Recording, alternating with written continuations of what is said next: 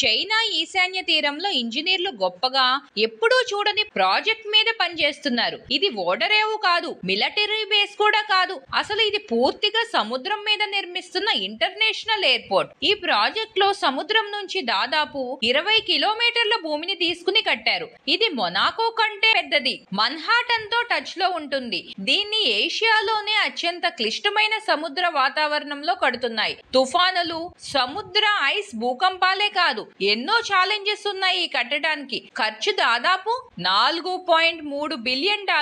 ఇది ప్రపంచంలోనే ఇప్పటి వరకు కట్టిన అతి పెద్ద ఆర్టిఫిషియల్ ఐలాండ్ ఎయిర్పోర్ట్ అవుతుంది.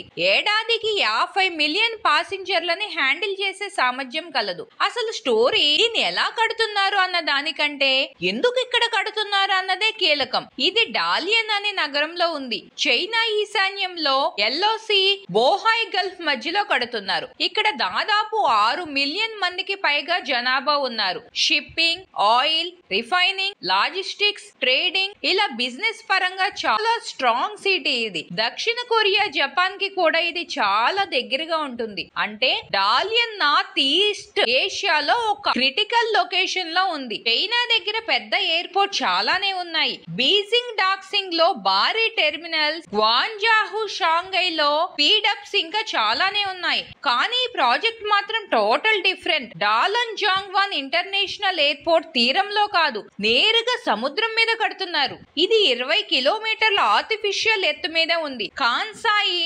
హాంగాంగ్ ఎయిర్పోర్ట్స్ కంటే పెద్దదే. అసలు కొత్తగా క్రియేట్ చేసిన ఎయిర్పోర్ట్ హబ్ ఇది. ఇక్కడ మీ అందరికి ఒక డౌట్ వస్తుంది, ఎందుకు సముద్రం మీద కట్టాలి? సముద్రంలో కట్టడం చాలా డేంజరస్ అని అనిపించవచ్చు. కానీ డాలియన్ ఇంటర్నేషనల్ ఎయిర్పోర్ట్ కి ఇది డేంజర్ కాదు, ఇది ఆప్షన్ మాత్రమే కూడా కాదు. చైనాకి ఇది ఓన్లీ చాయిస్. చైనీస్ డాలియన్ సిటీలో ఉన్న ప్రస్తుత ఎయిర్పోర్ట్ చుట్టూ బిల్డింగ్స్, కొండలు, పాపులేషన్, డేంజరస్ గ్రౌండ్ ఉండటంతో అక్కడ ఎక్స్పాండ్ అవ్వటం అసాధ్యం. లోపల భూమిలోకి వెళ్లటం అంటే కొండలు తవ్వటం లేదా జనాన్ని తరలించాలి. ఇది రియలిస్టిక్ కాదు. అందుకే ఎయిర్పోర్ట్ ప్లానెట్స్ దగ్గర రెండే చాయిస్ లు మిగిలాయి. ఒకటి కొండల్ని తొలగించడం, లేదా 2 సముద్రాలను కొత్తగా కట్టడం. కానీ సముద్రంలో కట్టడం కూడా తలనొప్పే. అందుకే జిన్షావో బే అనే ఏరియాలో కడుతున్నారు. ఇది డేరియస్ సిటీ సెంటర్ నుంచి 25 కిలోమీటర్లు. ప్రస్తుతం ఎయిర్పోర్ట్ కి 18 కిలోమీటర్ల దూరంలో ఉంటుంది.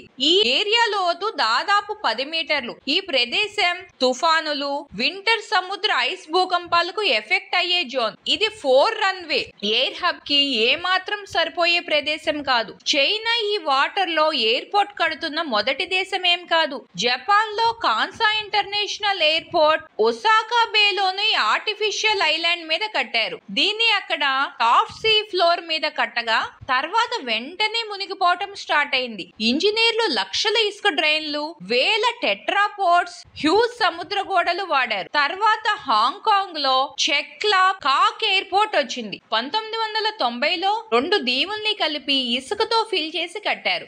ఆ డిజైన్ తుఫాన్లు తట్టుకోవడానికి డిజైన్ చేశారు. ఇప్పుడు డాలియన్ ఇంటర్నేషనల్ ఎయిర్పోర్ట్ ప్రాజెక్ట్ అలా 2 సమస్యలు కాకుండా ఇంకా ఎక్స్ట్రా ఛాలెంజెస్ ని కూడా ఫేస్ చేస్తుంది. ఈ దీవి కాన్సై, చెక్లాబ్ కంటే పెద్దది. ఇంకా కఠినమైన పరిస్థితుల్లో కడుతున్నారు కాబట్టి ఇక్కడ ఎయిర్పోర్ట్ కట్టాలంటే కేవలం ఇసుక, కాంక్రీట్ ఉంటే చాలదు. అసలు సముద్ర నేలను మార్చాల్సి ఉంటుంది. దాదాపు 400 మిలియన్ క్యూబిక్ మెటీరియల్స్, ఇసుక రాళ్లు, ఇంజనీరింగ్ ఫీల్డ్ ని బార్జుల ద్వారా అక్కడికి తీసుకొచ్చారు. ఇంత సప్లై తో సన్ ఫ్రాన్సిస్కో నగరాన్ని 30 మీటర్లు ఎత్తు భూమితో కప్పేయొచ్చు. కానీ ఇదంతా ర్యాండమ్ గా జరిగిందని అనుకోకండి. ప్రతి ఒక్క లేయర్ ని చాలా జాగ్రత్తగా లెవెల్ చేసి కుదిపి లేయర్ బై లేయర్ గా స్టెబిలైజ్ చేయాల్సి వచ్చింది. ఎందుకంటే ఇది సహజమైన నేల కాదు. ఇది 10 మీటర్ల లోతు ఉన్న సముద్రంలో క్రియేట్ చేసిన ఆర్టిఫిషియల్ ల్యాండ్. తుఫాన్లు, ఐస్, భూకంపాల మీద నిలబడాల్సిన భూమి. ఈ నిర్మాణం లాంగ్ లాస్ట్ కావాలంటే ఇంజనీర్ వేల పైప్స్ ని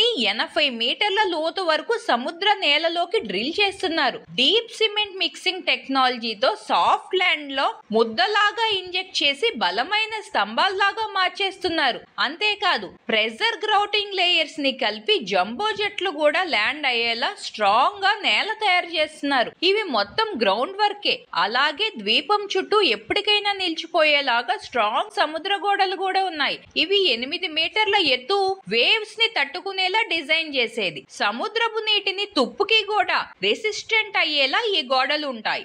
ఈ గోడల లోపల steel reinforced chambers, interlocking concrete blocks, tetrapods ఇవన్నీ మిలిటరీ బ్రేక్ వాటర్ లా ఉంటాయి. అర్థం ఏమిటంటే వేవ్స్ ని కాదు, భారీ తుఫాన్లు వచ్చినా కూడా ఈ ఎయిర్పోర్ట్ ఓకే అనిపించేలా సెట్ చేశారు. కానీ నీటి మీద కట్టడం అంటే కేవలం ఇంజనీరింగ్ మ్యాటర్ మాత్రమే కాదు, ఇది పర్యావరణ ప్రభావాలు కూడా కలిగిస్తుంది. ఈ స్థాయిలో భూమిని లీక్ చేయటం వల్ల సముద్ర జీవావరణం దెబ్బతింటుంది, అవక్షేపం ప్రవాహాలు మారతాయి, బీచ్ ఎకో సిస్టమ్ లో చేంజ్ అయ్యే ఛాన్సెస్ ఉన్నాయి. అందుకే ఈ ప్రాజెక్టులు ఎకో ఫ్రెండ్లీ ఆప్షన్ లో కూడా ఉన్నాయి.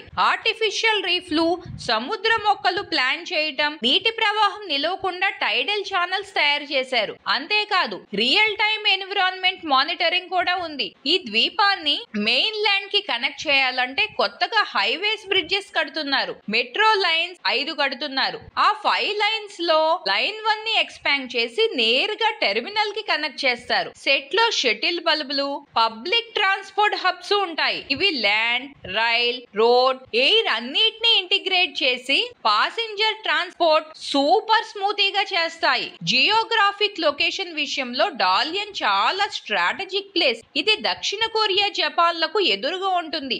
ఇవే ఏషియాలో పెద్ద ఎకనామీస్, అమెరికాకి మిత్ర దేశాలు కూడా. అందుకే డాలియన్ ని కేవలం ఓడరేవు నగరం కాకుండా నార్త్ ఈస్ట్ ఏషియాలోకి కీ గేట్ వాలా తయారు చేస్తున్నారు. ఈ ఎయిర్పోర్ట్ ని ఈ కొత్త ఎయిర్పోర్ట్ టూరిజం బిజినెస్ కోస్ట్ కూడా కడుతున్నారు. ఇది ఆ స్థాయి ప్రభావాన్ని కలిగించడానికి డిజైన్ చేస్తున్నారు. అధికారికంగా ఇది చైనా సివిల్ ఏవియేషన్ ఎక్స్పాన్షన్ లో భాగం. కానీ అన్అఫీషియల్ గా చూస్తే ఇది బెల్ట్ అండ్ రోడ్ ఇనిషియేటివ్ లో ఒక బ్యూటిఫుల్ గా ఫిట్ అవుతుంది. అంటే చైనా ఎయిర్పోర్ట్స్, ఓడరేవులు, రైలు మార్గాలు, హైవేస్ ద్వారా ప్రపంచాన్ని కనెక్ట్ చేయాలనే మెగా అటెంప్ట్. డిజైన్ ని క్లోజ్ గా గమనిస్తే ఇంకో ఇంట్రెస్టింగ్ పాయింట్ స్పష్టంగా కనిపిస్తుంది. ఇది పబ్లిక్ ఎయిర్పోర్ట్ అయినా దీని పరిమాణం, రన్వే కెపాసిటీ ముఖ్యమైన సముద్ర రూట్స్ కి దగ్గరగా ఉండటం వల్ల ఒక డ్యూయల్ యూజ్ అవకాశం కనిపిస్తుంది.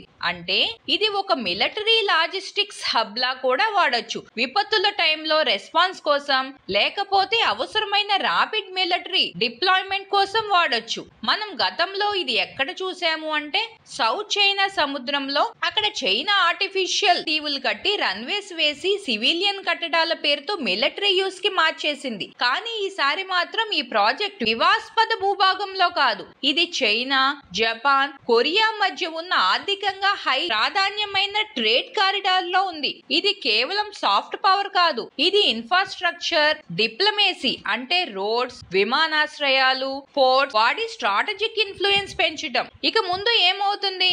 కన్స్ట్రక్షన్ ఆల్రెడీ మొదలైంది. ఫస్ట్ ఫేజ్ 2035 కల్లా కంప్లీట్ అవుతుందని అంచనా. అది జరిగితే ఈ ఎయిర్పోర్ట్ సంవత్సరానికి 40 మిలియన్ పాసింజర్స్ ని హ్యాండిల్ చేయగలదు. అది New York John F Kennedy international airport level అంతా హ్యాండిల్ చేసుద్దని అర్థం. కానీ ఇది స్టార్టింగ్ మాత్రమే. ఫుల్ ప్రాజెక్ట్ కంప్లీట్ అయితే ఏకంగా 80 మిలియన్ పాసింజర్స్, 1 టన్స్ కార్గోని హ్యాండిల్ చేయగలదు. ఇది లండన్ హీత్రో ఎయిర్పోర్ట్ కన్నా ఎక్కువ cargo, Los Angeles international airport కన్నా ఎక్కువ ట్రాఫిక్ అని చెప్పవచ్చు. వాస్తవంగా ఇది వరల్డ్ లో టాప్ బిజియెస్ట్ ఎయిర్పోర్ట్స్ లో ఒకటిగా మారుతుంది. ఇది కేవలం రన్వేస్, టెర్మినల్స్ గురించి కాదు. ఈ ఆర్టిఫిషియల్ ఐలాండ్ అసలు కొత్తగా ఏర్పడే ఆర్థిక జోన్ కి హార్ట్ లాగా పనిచేస్తుంది. ఫ్రీ ట్రేడ్ పాలసీస్ ఉంటాయి, పోర్ట్ యాక్సెస్ ఉంటుంది, చైనా నేషనల్ రైల్వే నెట్వర్క్ కి కనెక్షన్ ఉంటుంది, ఆవియేషన్, షిప్పింగ్, మ్యానుఫ్యాక్చరింగ్, లాజిస్టిక్స్ ఇవన్నీ నార్త్ ఈస్ట్ ఏషియాలో ఒక స్పాట్ మీద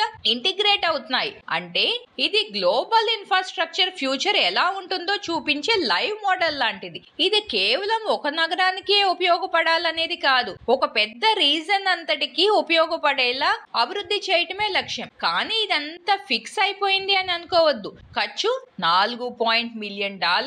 ఇది గేమ్ చేంజర్ అవ్వచ్చు, లేకపోతే పెద్ద ఫ్లాప్ కూడా అవ్వచ్చు. లాంచ్ సక్సెస్ అయితే ఇది ఫ్యూచర్ ఐలాండ్ ఎయిర్పోర్ట్స్ కి రోల్ మోడల్ అవుతుంది. కానీ మట్టి మునిగిపోతే, కనెక్షన్స్ ఫెయిల్ అయితే, లేకపోతే ట్రాఫిక్ అంచనాలు సరిపోకపోతే ఈ ప్రాజెక్ట్ విజన్ వర్సెస్ రియాలిటీ అనే వార్నింగ్ స్టోరీ లాగా మిగిలిపోతుంది. ఇటువంటి mind blowing fact are geo political news గురించి చూడాలనుకుంటే తప్ప తప్పకుండా మన ఛానల్ ని సబ్స్క్రైబ్ చేసుకోండి. Thanks for watching. Please subscribe for more videos.